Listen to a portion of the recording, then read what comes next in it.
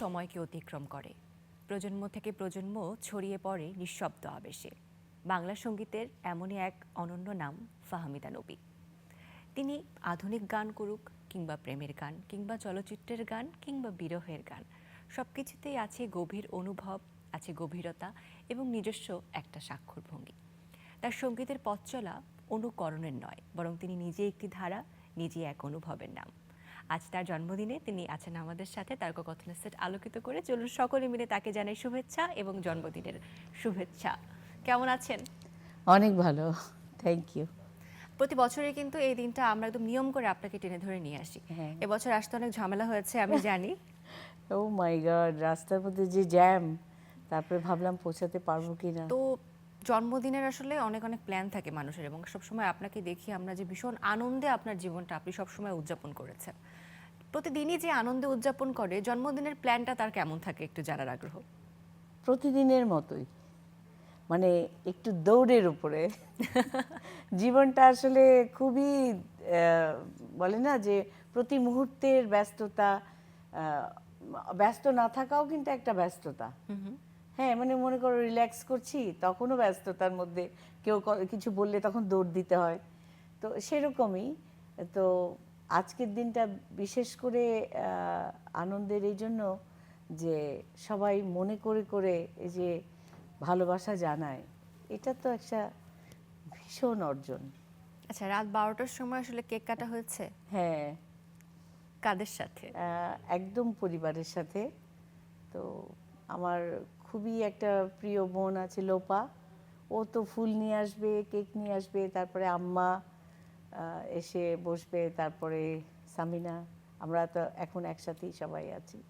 তো এই যে সব পরিবারের সবাই মিলে একটু কেক কাটা, একটু হাসি আনন্দ, যেন একটা সুন্দর সকাল দেখতে পারি।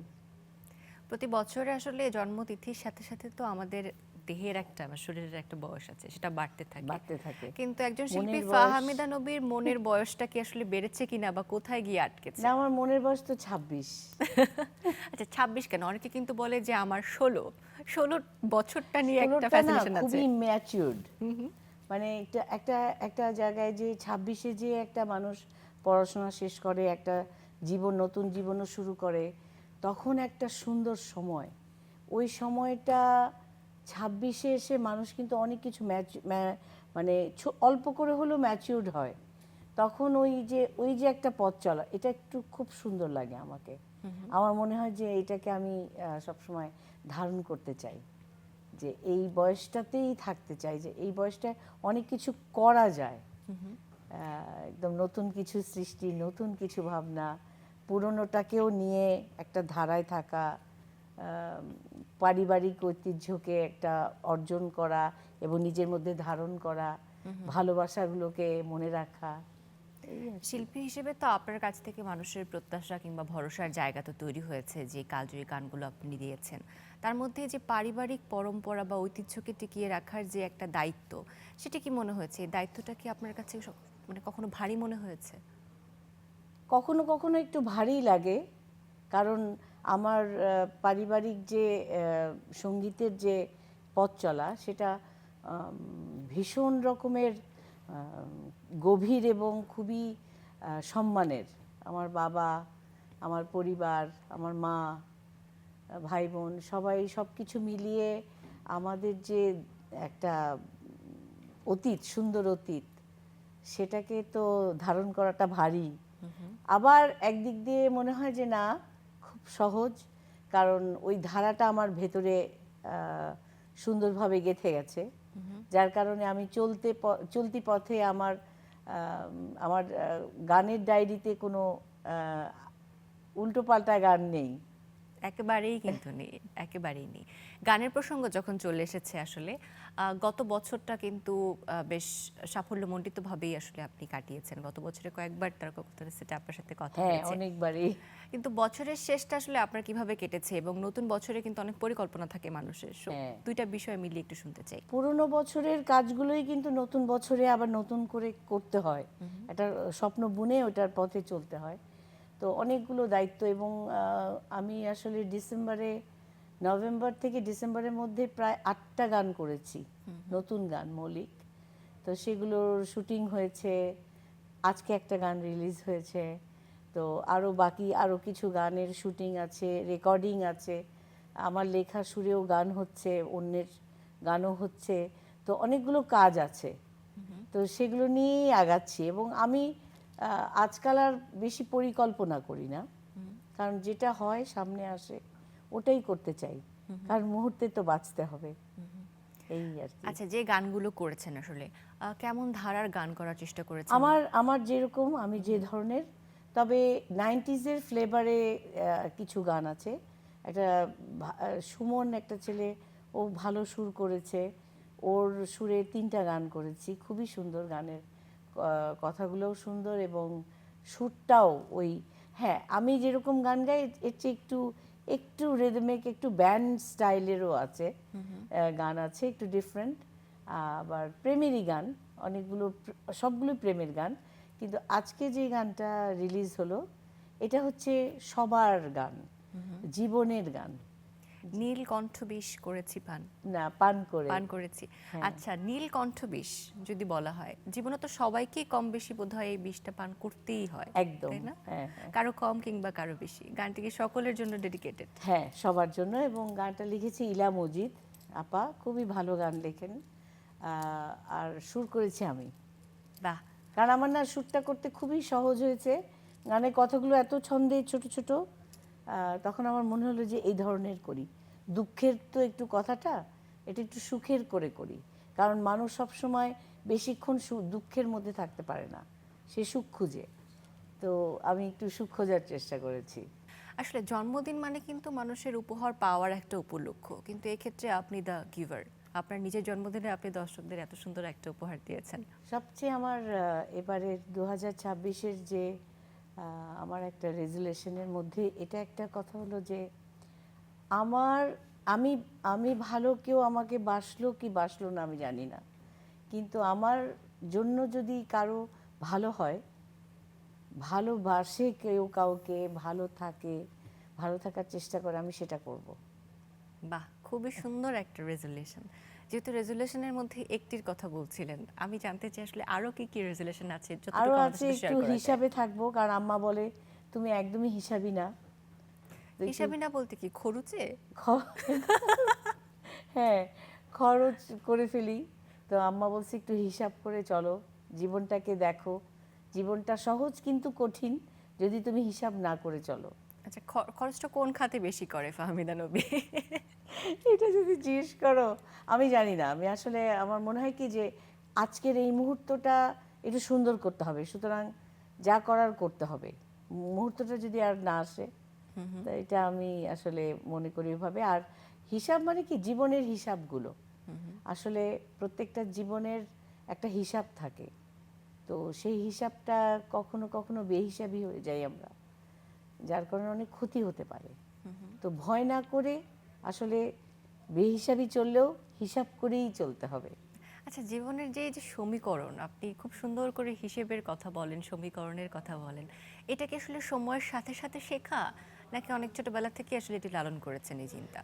সময়ের সাথে সাথেই তো মানুষ শেখে, কারণ আমরা তো ছোটবেলা থেকে যেভাবে মানুষ হয়েছি, আদরেই মানুষ হয়েছি, এবং কিছু অত কিছু দেখিনি, জীবনের জটিলতা দেখিনি, আব্বা আম্মা কখনো দেখায়নি জটিলতা কি, বুঝিনি, কিন্তু জটিলতা দেখেছি, তো দেখেই তো মানুষ শেখে।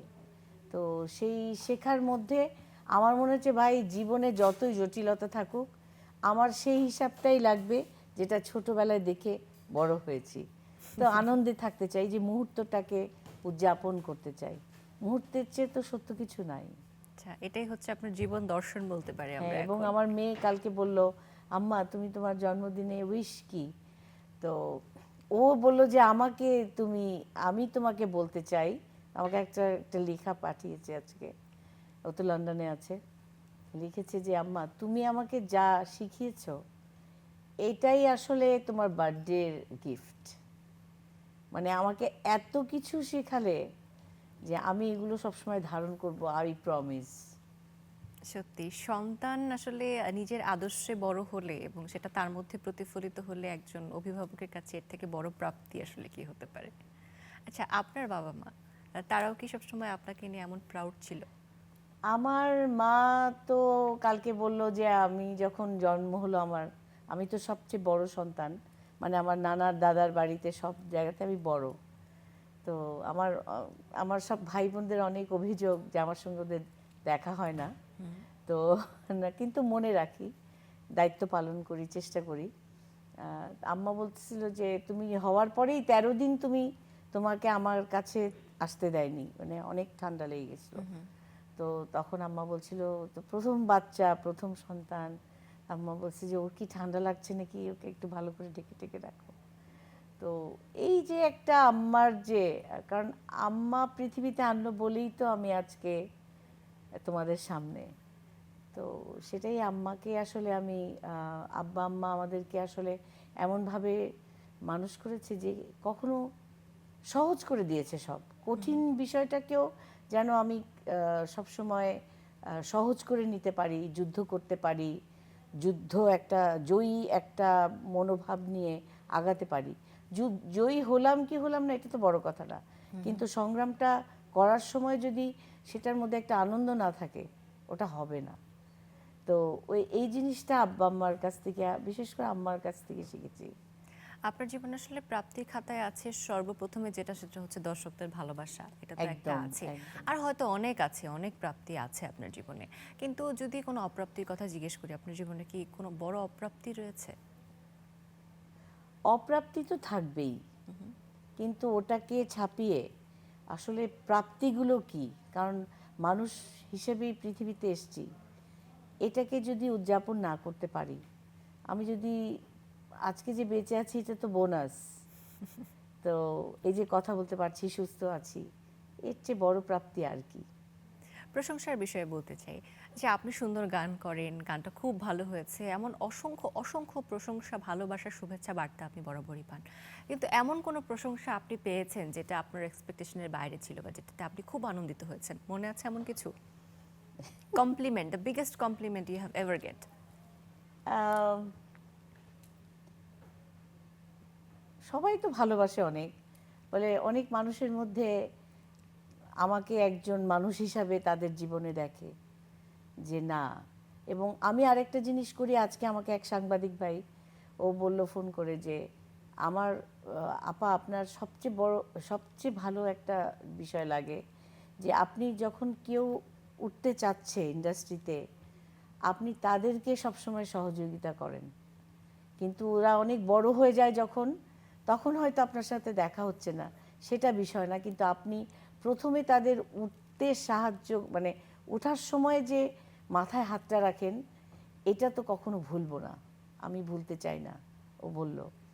তো এটাই আমার মনে হয়, যখন কেউ কিছু করছে তার সাথে যদি কোনো সহযোগিতা করতে পারি, এটা আমার আমার মানুষকে খুব সাহায্য করতে পারলে খুব খুশি হই। আমি সবসময় আল্লাহকে বলি যে আল্লাহ আমাকে সেই তৌফিক দাও, আমি যেন সবার মুখে হাসি ফোটাতে পারি। বাহ, এটাই আমার ইচ্ছা আর কি। আপনার গানও চেষ্টা। কিন্তু সেই কাজটি করে আপনার হয়ে, আপনার কাজও সেই কাজটি আর করে। একটা হলো যে গান আসলে আমি যেভাবে গান গাই, আমাকে যে দর্শক শ্রোতা সেভাবেই ধারণ করে, এটাই আমার অনেক বড় একটা প্রাপ্তি। মানে গান খুব কম শুনুক, আমি তো একটু একটু ব্যতিক্রম গানই করি, হ্যাঁ শান্ত গান করি, তো এটাই ওরা ধারণ করে, ওরা জানে যে ওনাকে আসলে কিছু করা যাবে না, এটাই ওনার স্টাইল। এটি একটি ধারা, এটি একটা অনুভবের নাম আমাদের প্রজন্ম থেকে প্রজন্মের কাছে। অনেক অনেক ধন্যবাদ আজ আমাদের আয়োজনে আসার জন্য, আমাদের আয়োজনকে আলোকিত করার জন্য, মিষ্টি করার জন্য। অনেক অনেক শুভেচ্ছা জন্মদিনের। আগামীতে আবারও দেখা হবে সেই প্রত্যাশায় বিদায় নিচ্ছি। অনেক ধন্যবাদ। দর্শক, এই ছিল আমাদের আজকের এই মিষ্টি আয়োজন, সুরের আবেশে অনুভবের এক সুন্দর যাত্রা সঙ্গীতের সাথে। দর্শক, আগামীতে আবারও দেখা হবে সেই প্রত্যাশায় এই আয়োজন থেকে বিদায় নিচ্ছি। সকলে ভালো থাকবেন।